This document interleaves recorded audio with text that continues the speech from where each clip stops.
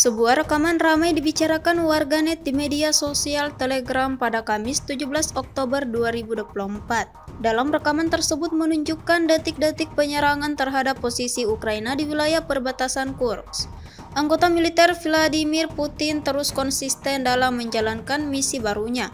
Berbagai cara dilakukan untuk membuat pasukan musuhnya dapat kerugian besar. Seperti tampak dalam rekaman berikut, pasukan Rusia melakukan perlawanan pada musuhnya dengan menggunakan ATGM Kornet. Akibatnya ledakan dahsyat terjadi dan posisi pasukan Kiev hancur berkeping-keping.